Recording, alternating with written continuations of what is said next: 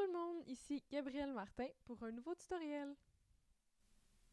Aujourd'hui, nous allons voir la bibliothèque GSAP, qui est Green Sock Animation Platform, qui nous permet avec JavaScript de faire des animations. Comme on peut voir aujourd'hui, on va faire ça ici.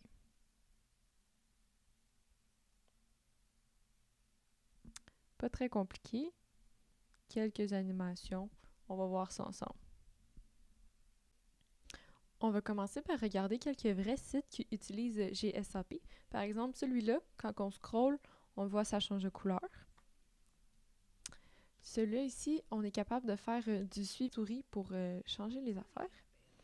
Et GSAP fait aussi, comme on va voir, du 3D, des éléments 3D avec de l'animation.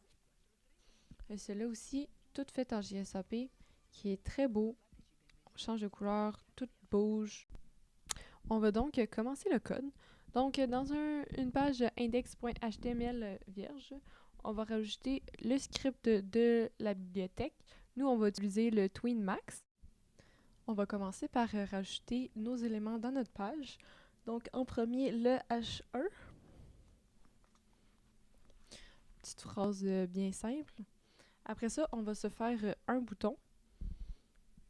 Pour, comme ça, quand on va cliquer dessus, il va se passer notre animation. On va le mettre dans un div pour pouvoir le centrer plus tard avec notre CSS. Après ça, on va se faire un nouveau div qu'on va lui donner le ID noir. Ça va être notre panneau en haut qui va apparaître. Et on va s'en faire un autre avec le ID vert. Ça va être le deuxième panneau en bas qui va être un peu plus petit. Dans notre premier div, on va se faire un H2, écrire une petite phrase. Et aussi, on va mettre une image. Moi, j'ai pris le logo de la bibliothèque comme image.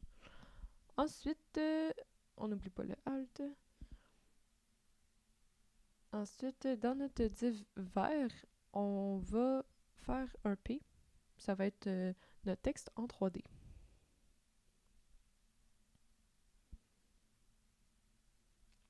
Maintenant, pour le CSS, on va mettre les classiques, le body, font family, Arial, bien normal. Le H1, je vous laisse le regarder. Pour l'instant, ça donne ceci. On continue. Après, on va faire le bouton et la boîte du bouton pour qu'il soit un peu plus beau et centré. On va y mettre un ID, ça va aller mieux. Ça donne ceci, beaucoup plus beau. Ensuite, le CSS pour les deux boîtes qui vont venir par-dessus. Donc, ça va donner ça avec les proportions.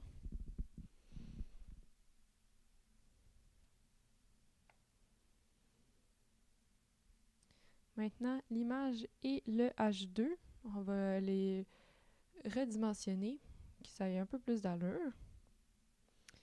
Et maintenant, le texte 3D qui nous a été fourni par la bibliothèque GSAP, ça fait un effet 3D avec le shadow text.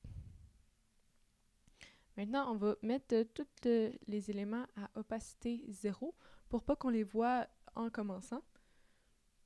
Comme ça, on les voit pas.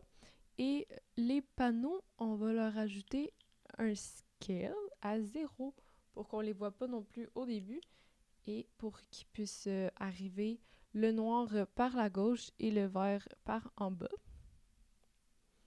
On n'oublie pas, le noir c'est le scale X, le vert le scale Y. Comme ça, on les voit pas au début. On va aller faire le script maintenant. Donc, document getElementById. En cliquant sur le bouton, on veut faire un événement. Donc, add event listener. Ça va être un clic. Et on va se faire une fonction. Et dans notre fonction, c'est là qu'on va mettre les lignes pour l'animation. Donc, on va commencer par un TweenMax.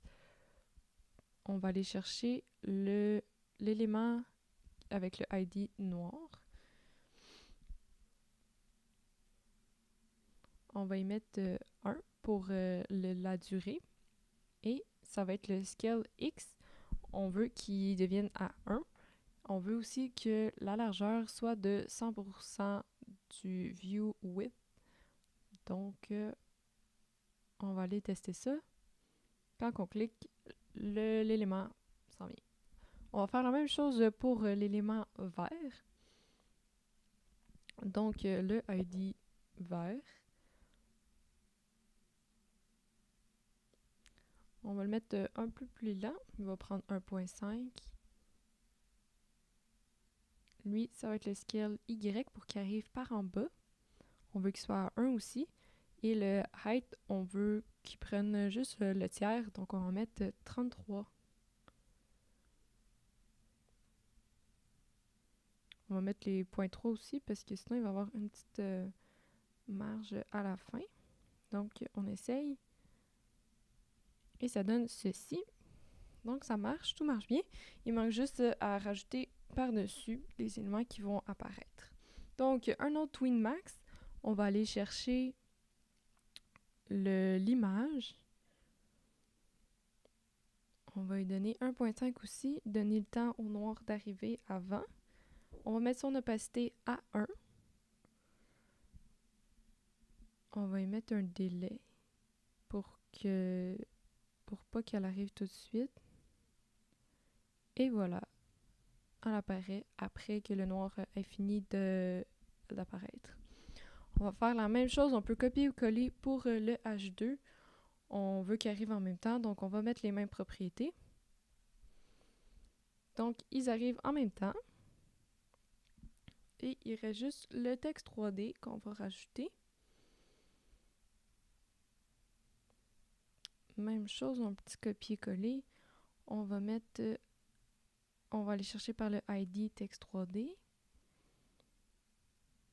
Donc, opacité à 1, délai 4 pour qu'il arrive un petit peu après.